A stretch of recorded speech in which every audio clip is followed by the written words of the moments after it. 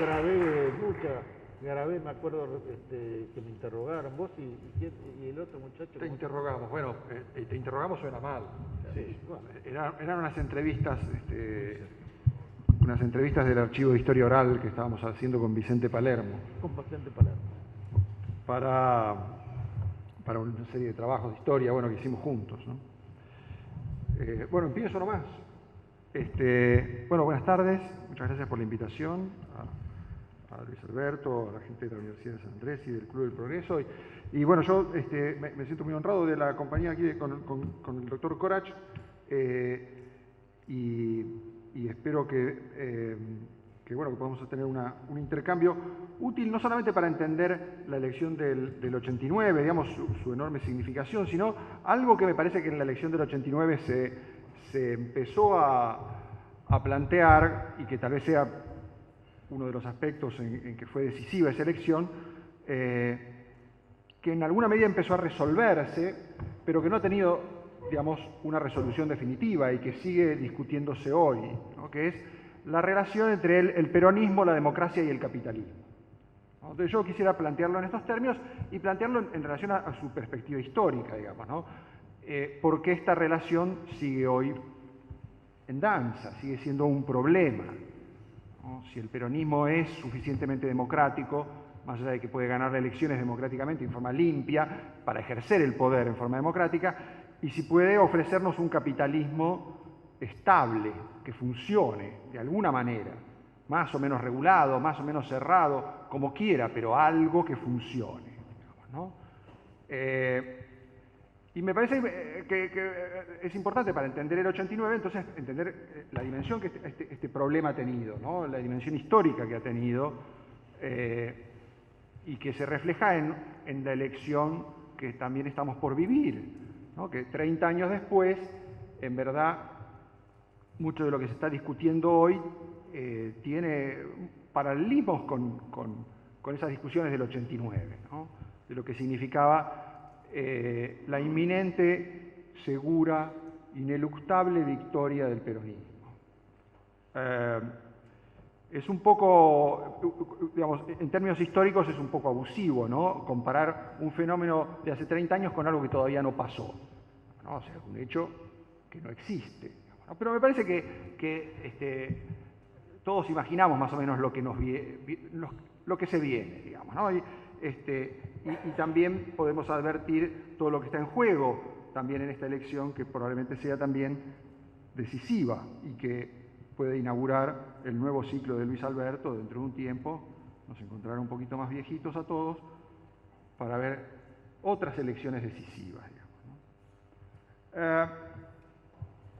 Ahora, entonces, ¿a qué viene esta cuestión, esta relación tan difícil entre el peronismo, la democracia y el capitalismo? Digamos, bueno, las causas no tiene sentido que nos detengamos, digamos, pero hay una serie de datos, ¿no? Que me parece que ilustran esta cuestión y tienen que ver con un fenómeno que fue, digamos, el que signó la elección del 89, que fue la fuga de capitales, la dolarización y la hiperinflación, ¿no? A lo que el doctor Corach no se refirió, pero bueno, fue lo que dio marco a esa elección y que en parte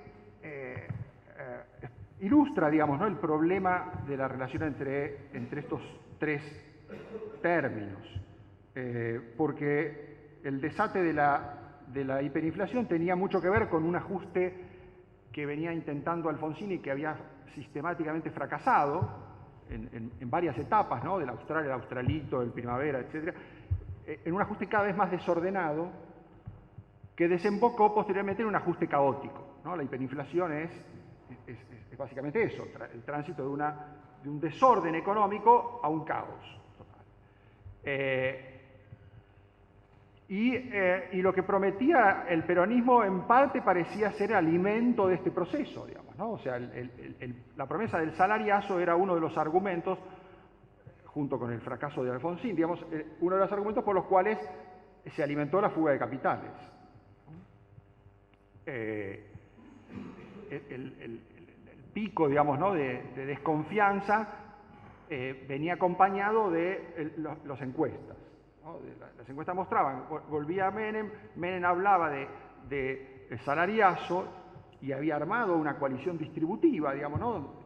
La promesa era basta de ajuste, viene el crecimiento, viene la reactivación. Cualquier parecido con la actualidad es una casualidad, digamos, ¿no? Ahora, de todos modos hay que advertir ahí que en ese momento de la fuga, la relación entre las elecciones y la fuga es bastante más compleja, ¿no? Porque en verdad, al mismo tiempo que se producía en la superficie o en la escena pública, esta realimentación entre el éxito del peronismo y la incertidumbre, la desconfianza y el escape de los capitales, ¿no? La idea de esta economía es inviable, esta gente quiere distribución y lo que no se da cuenta es que el ajuste tiene que ser aún peor. Por abajo, el peronismo estaba construyendo gobernabilidad económica, ¿no? O sea, junto con esta situación existía ya un entendimiento, un aprendizaje muy sutil, progresivo y muy productivo entre las élites económicas y el peronismo, ¿no? Había un reconocimiento, ¿no? Este peronismo nuevo que está surgiendo es un peronismo que dialoga, que se acerca, que escucha a los capitalistas y les pregunta qué es lo que hace falta, qué es lo que se puede hacer con esta economía. Entonces se daban esos dos fenómenos simultáneos, ¿no? Que explican, entre otras cosas, la presencia de Cavallo ya desde bastante tiempo antes en el peronismo, el influjo que tenía no solamente Cavallo, sino otros economistas y profesionales que eran los mediadores entre el capitalismo y el peronismo, ¿no? Guido Di Tella principalmente, ¿no? Pero muchos otros muy notables de ese tiempo que habían ido modificando el modo en que los capitalistas veían al peronismo y también el modo en que el peronismo entendía el capitalismo o la situación económica a la luz de las necesidades de la acumulación privada, por decirlo así, ¿no? Entonces, esos dos fenómenos me parece que son decisivos para esa reconciliación entre el peronismo y la democracia, no simplemente para ganar la elección, sino para gobernar, ¿no? Para que eso permitió que, como el doctor Carlos ya dijo recién, ¿no? Con muchas dificultades, pero con una decisión bastante sostenida, el peronismo conformara una coalición que reconcilió a las élites en Argentina. Yo creo que una de las grandes novedades de la elección del 89 es esa, digamos, ¿no? Hay una reconciliación de las élites después de mucho tiempo de desencuentro entre los que tienen los votos y los que tienen el dinero, ¿no? Que no necesariamente significa que nos metemos todos en la misma bolsa y intercambiamos roles, ¿no? Y eso es lo que generó también mucha confusión. Entenderse con las élites económicas no es convertirse uno en un gran empresario. Algunos lo hicieron, ¿no? Pero me parece que básicamente lo que significa era hay que ponerse de acuerdo, ¿no? Y era algo que en realidad, y en esto creo que también el reconocimiento a Alfonsín de parte del peronismo es importante, ¿no? Era algo que venía intentando Alfonsín y Alfonsín había fracasado. Bueno, era bastante más difícil convencer a los radicales que convencer a los peronistas, digamos, ¿no? Y eso también hay que decirlo. No para hablar mal del radicalismo, pero la verdad es que era un partido en ciertos aspectos aún más anticapitalista que el peronista, ¿no? Un partido de abogados que creía que la economía era algo secundario, digamos, ¿no? Muy difícil de gobernar con esa gente, muy difícil, y Alfonsín lo sufrió, digamos, ¿no? Pero bueno, yo creo que ese es el punto, digamos, que en mi opinión es el más potente, ¿no? La transformación que surgió de esa elección, con toda esta ambigüedad, ¿no? De la tensión en la superficie, que no es menor, porque es la dificultad para generar una legitimidad democrática para lo que después el gobierno hizo, ¿no?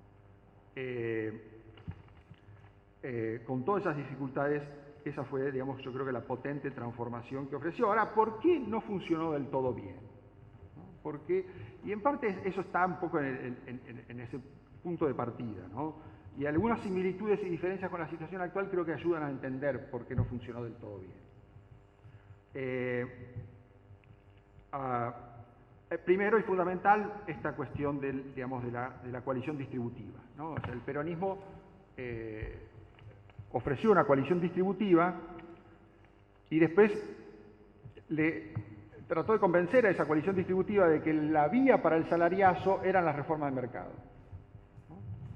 Con lo cual tuvo que ofrecer una cantidad de recursos iniciales que fueron muy onerosos para el proceso de reformas. Básicamente un nivel de consumo, de compensaciones, que eran insostenibles en el tiempo. Ejemplos de esto hay muchos, ¿no? Los planes de retiro de las empresas públicas. Consumieron una enorme cantidad de recursos, buena parte de los recursos que se obtuvieron por la privatización de las empresas. Los precios mal colocados, un nivel del dólar demasiado bajo como para poder exportar, pero que permitía un nivel de consumo de alimentos baratos para ganar la elección del 91. Y así otros ejemplos, digamos, ¿no? Entonces, esa coalición distributiva se la torsionó como coalición de reformas, pero a un costo muy alto. Y convenció a la gente de que cuando estaba haciendo una transición relativamente suave, en realidad estaba pagando enormes costos, pero pronto iba a dejar de pagarlos porque venía la etapa buena. Y en realidad, cuando llegó el 95 había terminado la etapa buena. Lo que venía era cada vez más penuria. Y en vez de convencer a la gente de que había pasado la etapa buena y había que hacer ajuste, el Estado empezó a sobreendeudarse. De vuelta, cualquier parecido con lo que hemos vivido como intento de salida del kirchnerismo es, ¿no? O sea, convencer a la gente de que se puede hacer algo sin costos, que salir de un sistema que es inviable por cómo están puestos los precios relativos y el gasto del Estado, el nivel de gasto del Estado, se puede hacer sin costos, es una trampa terrible. Y esa trampa se vivió en el 89, ¿no? Se empezó a gestar en el 89. No se podía haber hecho otra cosa. Bueno, estos argumentos son retrospectivos, son secundarios, ¿no? Yo creo que, de todos modos, si uno profundiza en las diferencias con hoy, tal vez encuentra las razones por las cuales ese proyecto fue potente, digamos, ¿no? Fue suficientemente potente como para sacar a la Argentina de un estancamiento y modernizarla, ¿no? Y tal vez nos ayuda a pensar si es posible que eso vuelva a darse, ¿no? Si esta feliz encuentro, con equívocos, con problemas, pero feliz encuentro entre el peronismo, la democracia y el capitalismo puede volver a producirse.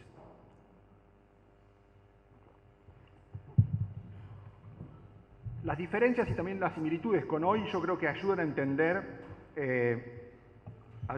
bastante bien por qué fue tan potente ese proceso de transformación.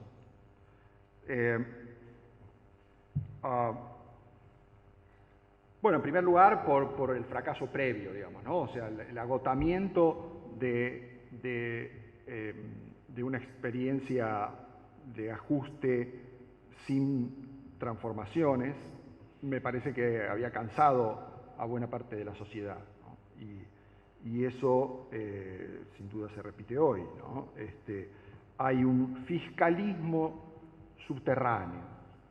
Y ese fiscalismo subterráneo también existía en el 89, ¿no? Esa idea de hay que empezar a ordenar las cuentas, digamos, ¿no? Si no se empieza a ordenar las cuentas, esta economía no va a funcionar nunca.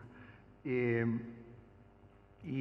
un agotamiento con los sucesivos tropezones de la economía desde principios de los 80 que habían significado que en Argentina la década de los 80 fuera claramente una década perdida, ¿no? Muy parecida a la última década que hemos vivido, ¿no? Una década de estancamiento con creciente inflación.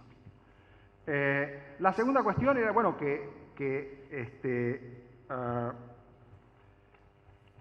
para el peronismo era relativamente natural volver a ejercer el poder, digamos, ¿no? O sea, volvía al lugar donde pertenecía, donde en realidad siempre debió estar, ¿no? Por una serie de casualidades había salido de ahí, pero su lugar en el Estado, como el peronismo no es solamente un partido de gobierno, es un partido del Estado, digamos, ¿no? Estaba estaba signada por la naturaleza de las cosas, digamos, ¿no? Entonces, que volviera a gobernar el peronismo era algo que caía de Maduro después de una serie de experimentos donde se había mostrado que ese era su lugar. Y ese regreso estaba facilitado no solamente por un consenso social, sino también por una cantidad de recursos institucionales permanentes que solamente el peronismo tiene en este país, ¿no? Gobiernos provinciales, presencia legislativa, sobre todo en el Senado, poder sobre la calle, control de los gremios, control del aparato administrativo del Estado, ¿no? Es muy difícil mover el Estado sin la lealtad peronista, digamos, ¿no? Y todas estas cosas sin duda ayudaron mucho, digamos, ¿no?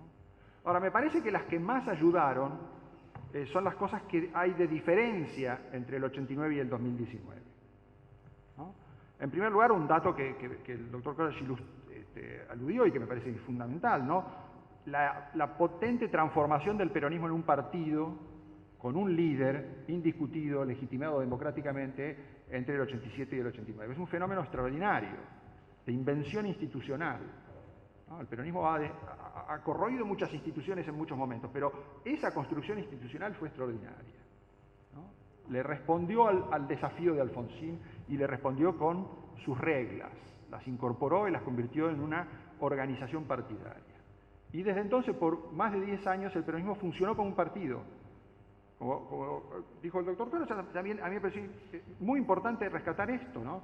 Las pocas disidencias que hubo dentro del bloque peronista a lo largo del tiempo desde entonces, a pesar de los enormes cambios de las políticas y circunstancias muy difíciles, ¿no?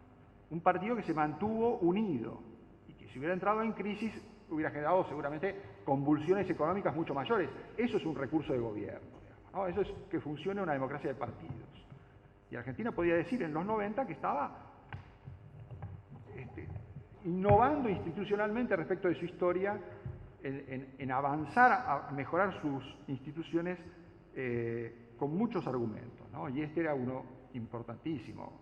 Venían los politólogos norteamericanos y se asombraban de lo que habían logrado los peronistas. Eso hoy no existe. Desde 2003 en adelante se destruyó al partido peronista. Y hoy a nadie le importa que exista el peronismo. Hoy el candidato del peronismo dice que va a institucionalizar el Frente de Todos. Que es gracioso, pero significaría que, por ejemplo, en una mesa tengan el derecho a un voto el PJ y el Partido Comunista. Eso es el Frente de Todos. Es una coalición de partidos donde hay varios partidos comunistas que tendrían un voto igual que el PJ. Si el candidato del peronismo quiere gobernar con eso, sinceramente hay que ir a los votos ya, ¿no? Escapemos. Hasta este punto hay una diferencia enorme entre la situación institucional del 89, aún con hiperinflación, con militares revueltos, con la tablada, con todo lo que le queramos sumar, había instituciones. Hoy esas instituciones las podemos extrañar y mucho. La segunda diferencia muy importante, y me parece que ilustra también la potencia de aquel momento, 5 minutos, me sobra. Las potencias de aquel momento tienen que ver con los consensos en la sociedad, ¿no? Argentina era un país que le había hecho la guerra a la OTAN, pero que básicamente quería reconciliarse y estaba muy convencida de la necesidad de reconciliarse con el mundo. Y con la idea de que en ese mundo que estaba progresando a pasos acelerados, había ciertas discusiones que ya estaban saldadas. Básicamente la discusión sobre el capitalismo o el socialismo. No había vuelta, eso estaba resuelto, el mundo lo había resuelto por nosotros, y por lo tanto era fácil que plegándonos al barco de un progreso que estaba acelerándose, podíamos encontrar algún camarote más o menos habitable ahí. Si lo hacíamos rápido, mejor, ¿no? Entonces, teníamos que quemar etapas porque veníamos digamos, con algún retraso, ¿no? Habíamos estado demasiado tiempo envueltos en esta discusión sobre cómo hacer funcionar una economía, ¿no? Si la economía abierta, si el mercado, qué papel tenía que tener el Estado, etc. Bueno, todas las cosas que habían generado tanta convulsión en Argentina hasta los años 70, pero que no habían generado tanto retraso, tanto atraso no tenía Argentina lo que tenía que compensar era en todo caso 10 años. Bueno, ahora hay que compensar 40. Ahora hay que compensar 40. Y la sociedad está mucho más convencida, y en parte con razón, de que es muy difícil subirse a ese barco porque los camarotes que nos podrían tocar son de cuarta categoría, no de segunda, ¿no? Entonces, el temor a que entremos al mundo y seamos casi esclavos es un temor bastante justificado, ¿no? La promesa de que vamos a conseguir que nuestros hijos sean empleados por Toyota no convence a nadie. Lo más posible es que si entramos al mundo, con suerte nuestros hijos puedan laburar en Rapipago, en Rappi, en Oglobo, en todas estas formas de casi esclavización del trabajo, de muy baja productividad, pero que son las que la economía argentina, en las condiciones en que está, después de 40 años de atraso, podría tal vez ofrecer. Entonces estamos en una situación mucho más difícil en términos de las promesas convincentes para la sociedad, ¿no? A Menem le resultaba difícil, pero no tanto, convencer a una coalición distributiva de que modernizándonos los hijos de esos peronistas que eran empleados de ferrocarriles argentinos, tal vez podían conseguir un trabajo en alguna empresa multinacional. Hoy cualquiera que diga eso va a generar risa, no va a generar convicción, ¿no? Ya lo intentó Macri y fracasó.